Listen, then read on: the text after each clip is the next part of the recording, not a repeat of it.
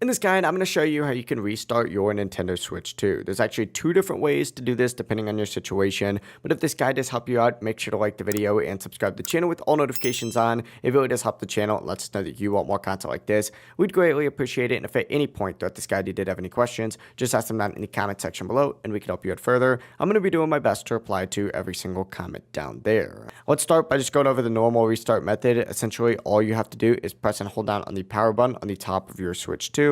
After a few seconds, a menu will appear. Go ahead and select power options and then choose restart, and your console will shut down and automatically turn back on. This is by far the best method if your system is working normally. However, if your screen is frozen or not responding or whatever the issue might be, you will need to force restart it.